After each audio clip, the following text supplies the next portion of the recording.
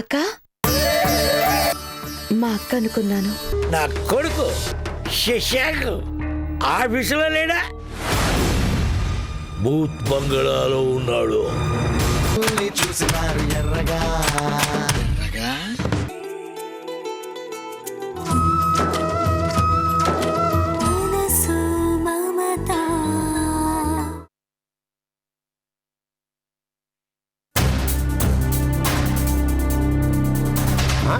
నానా నువ్వేనా?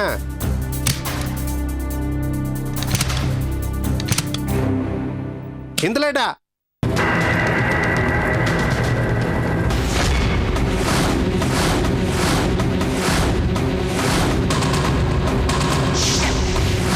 ఏరా, అన్నం పెట్టిన గాయత్రీదేవి గారి కుటుంబానికే ద్రోహం చేయాలనుకుంటున్నారా?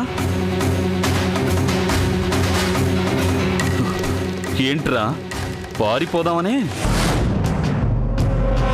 ఆ రోజు అక్కడ తెలివిగా తప్పించుకున్నావు, కానీ ఈరోజు నిన్న దేవుడు కూడా కాపాడలేడు. ఫినిష్డ్. ఇన్నాళ్ళు నువ్వు ఆడుతున్న నాటకం ఈ రోజుతో ఫినిష్డ్. పద పదరా.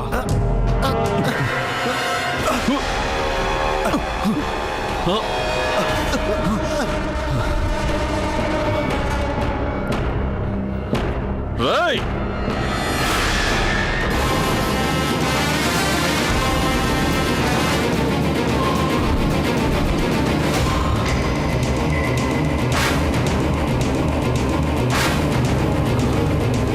రేయ్, రేయ్, ఆగరా. రేయ్, ఆగు.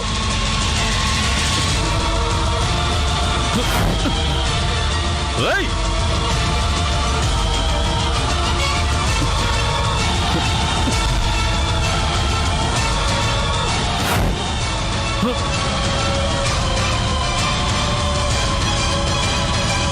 రేయ్, ఆగు. రేయ్,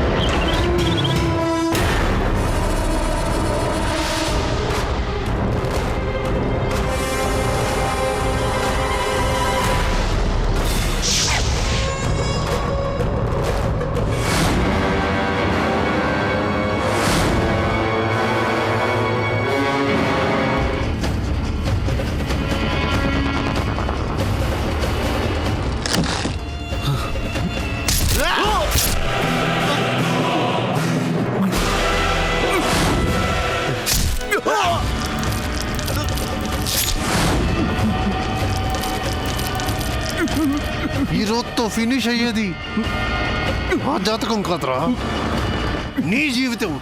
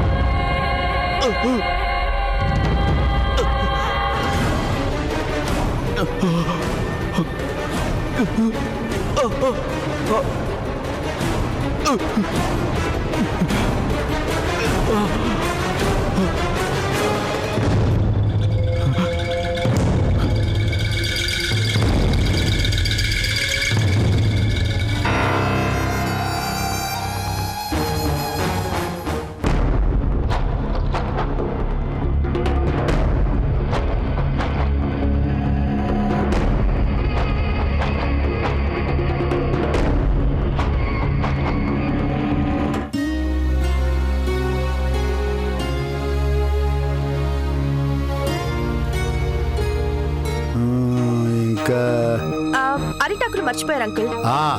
భలే గుర్తు చేసావమ్మా. రాసుకో, అరిటాకు.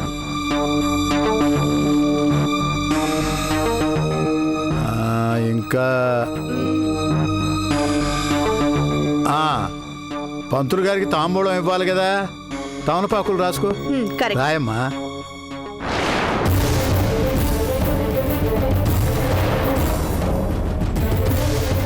రాసుకో.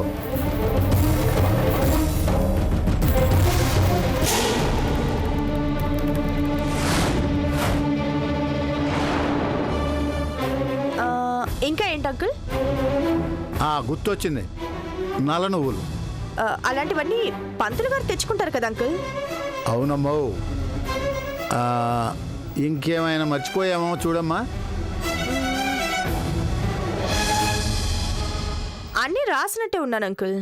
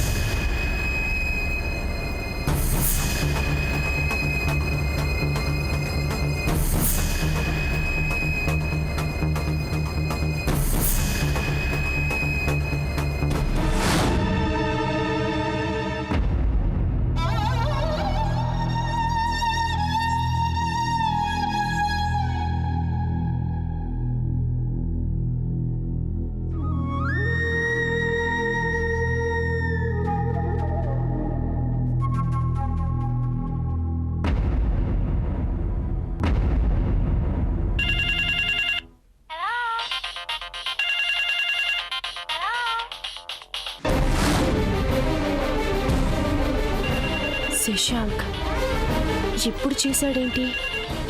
ప్రాబ్లం ఏది వచ్చుండదు కదా.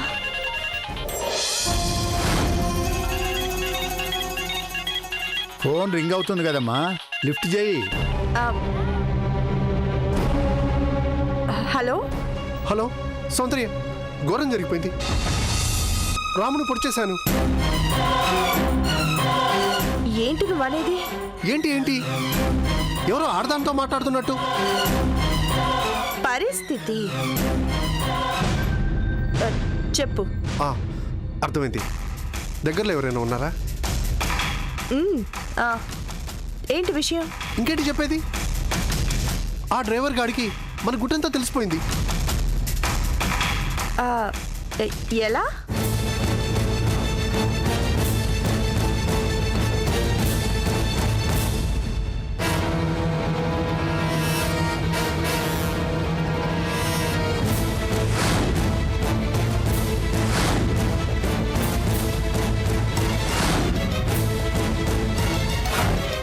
అంతే. వాడి చేతుల నుంచి తప్పించుకోవడానికి చాలా చాలా కష్టపడాల్సి వచ్చింది. అయినా వదిలిపెడితేగా వెంటపడ్డాడు. వాడిని పొడిచి నేను పారిపోయి వచ్చేసాను. అవును, దెబ్బకి చచ్చాడు. ఇప్పుడు నన్నేం చేయమంటావు? ఏం చేస్తాం? చావు ఎవరి చేతుల్లోనూ లేదు. ఇంటి నుంచి బయటికెళ్ళిన మనిషి తిరిగొచ్చేదాకా డౌటే. ఇప్పుడు వేదాంతం అవసరమా? కర్తవ్యం చెప్పు. భగవద్గీతలో శ్రీకృష్ణ పరమాత్ముడు ఏం చెప్పాడు? నువ్వు చేసిన ఏ పనికి కూడా కర్తవి నువ్వు కాదు, అందరినీ ఆడించేది ఆ పైవాడే. చెయ్యాల్సింది చేసి చేతులు దులిపేసుకోవడం, మళ్ళీ మన రొటీన్ పనిలో పడిపోవడం. గీతాసారం అంటే ఇదే. అర్థమైంది. వెంటనే నేను సేఫ్ జోన్లోకి వెళ్ళిపోవాలి, అంతే కదా? నిజంగా నువ్వు సూక్ష్మగ్రాహివే. బాయ్. హలో హలో, ఎవరితోనమ్మా అంత గంభీరంగా మాట్లాడుతున్నావు? అది నా ఫ్రెండ్ ఫోన్ అంకుల్. వాళ్ళెవరో హఠాత్తుగా చనిపోయారట. ఏడుపు వస్తుంది, ఏం చేయను అంటోంది. సడన్ గా యాక్సిడెంట్ జరిగి కార్లో ఉన్న మనిషి కార్లోనే హరి అంటే ఎవరం మాత్రం ఏం చేస్తాం? నిజం చెప్పావమ్మా. వాన రాకడా ప్రాణం పోకడా ఎప్పుడో ఎవరికి తెలుసు.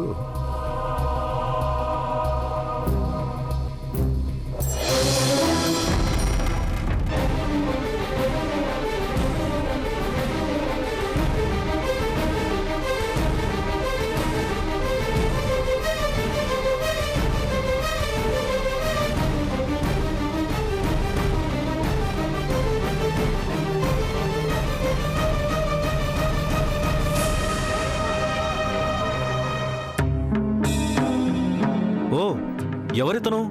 తెలియదు డాక్టర్. ఇతను ఎవరో పొడిచి రోడ్డు మీద పడేశారు. మన వాళ్ళు అంబులెన్స్లో వస్తూ చూసి తీసుకొచ్చారు. ఇలాంటి కేసులను టేకప్ చేస్తే పోలీసులు ఆ తర్వాత ప్రశ్నలతో విసిగిస్తారమ్మా. పోనీ డాక్టర్ కళ్యాణ్ గారికి చెప్దాం. ఆయన ఏం చెప్తే అదే చేద్దాం. Okay sister.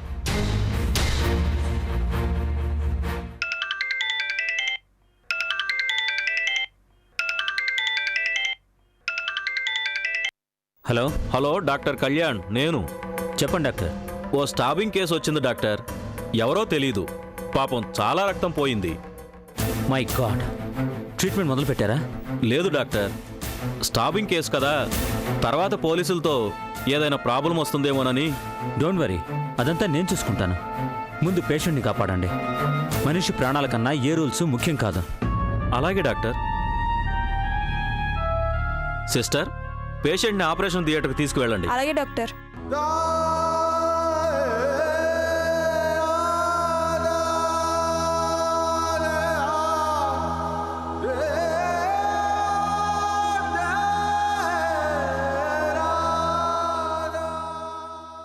గాయత్రి,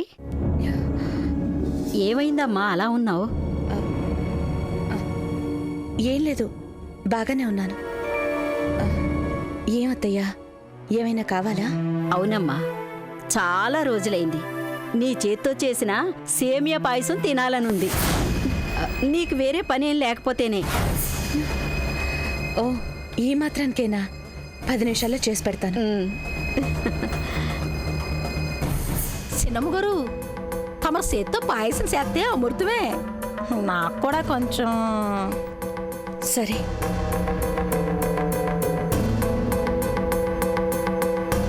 పెద్దమ్మగారు, పదండమ్మా.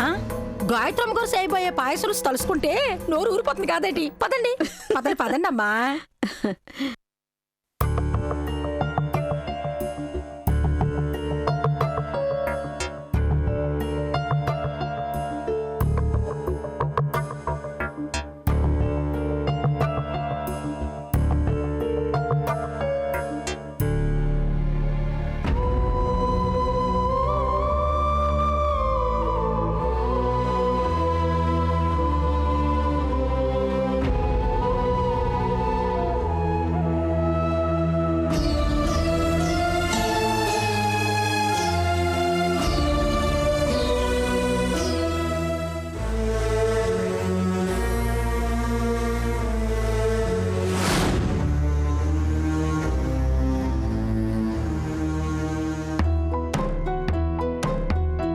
అమ్మగోరండి, నలభేం పాకం అంటారు గాని ఆ మాట అన్నోనికి మరి గాయత్రమ్మ గారు చేతులు తెలియకేనండి.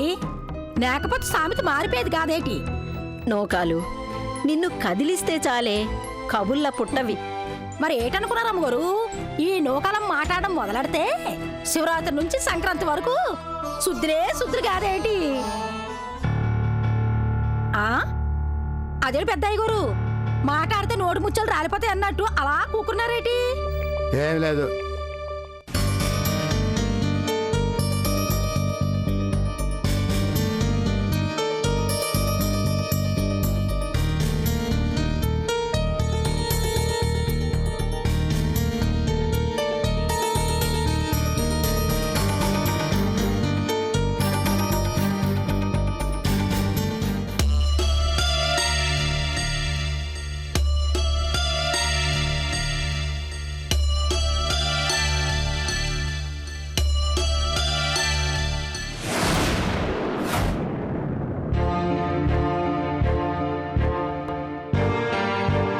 అబ్బా, పాయసం వాసన మంచి గుమాయించిపోతుంది.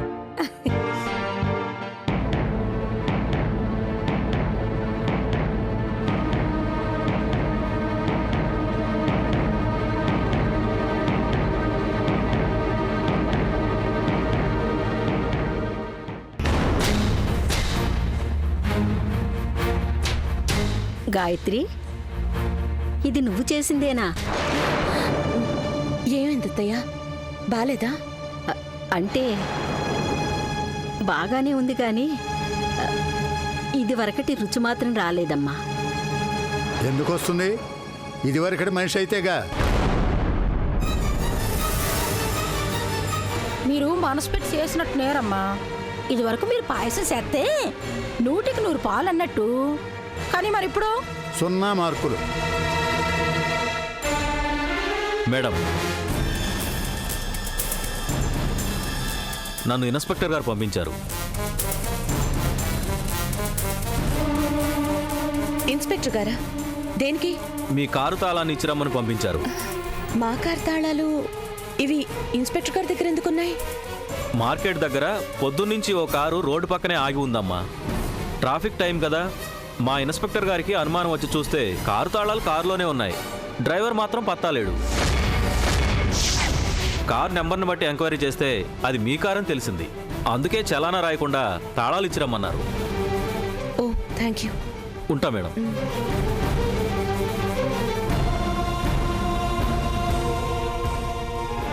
తాళాలతో సహా కారును వదిలిపెట్టి మన డ్రైవరు పత్తా లేకుండా వెళ్ళిపోయాడా?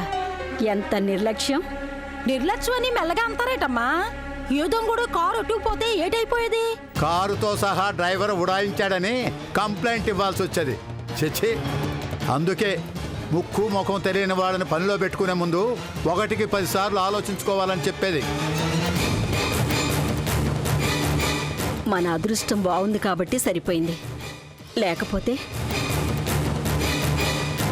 అయినా నడి రోడ్డు మీద కారు వదిలిపెట్టేసి ఆ డ్రైవర్ బాబు ఎటు వెళ్ళిపోనట్టు? ఏటో.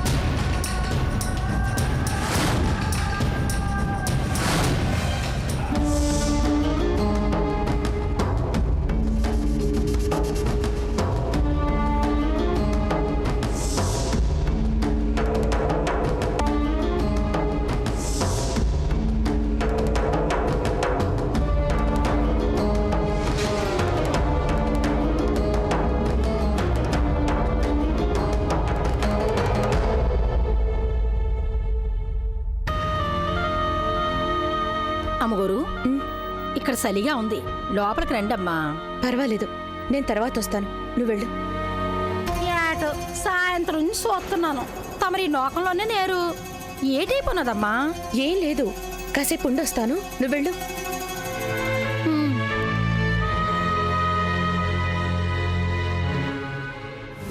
ఏమయ్యా మేనేజరు, అన్నీ చెప్పినట్లే ఏర్పాటు చేశావుగా? చేశాను పెద్దయ్య గారు. ఏమిటో కాలం గిర్రును తిరిగిపోయింది. అప్పుడే ఏడాది పూర్తయింది. ఏం చేస్తాం పెద్దయ్య గారు? అవును, ఏమీ చేయలేము. ఏ లోకంలో ఉన్నా వాడి ఆత్మశాంతి కోసం ఇలాంటి క్రతువులు చేయటం తప్ప.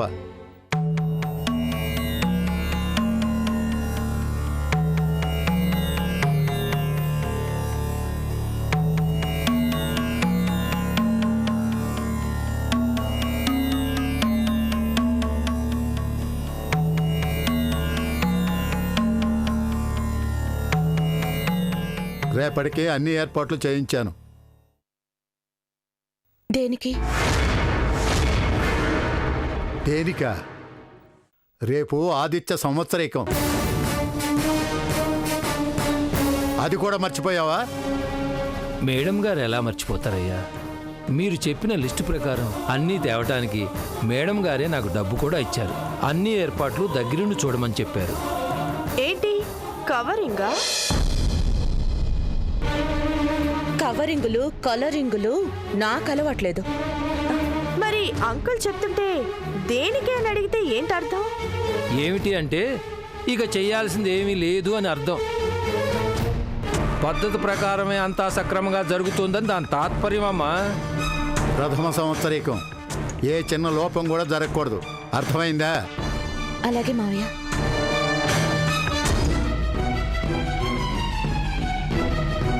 ఇప్పటికే పొద్దుపోయింది. నేను బయలుదేరతానమ్మా. రేపు పొద్దున్నే వచ్చేస్తాను. అలాగే. మేనేజర్ గారు, కొంచెం తొందరగా వచ్చేయండి. అన్నీ చెప్పి చేయించాలి కదా.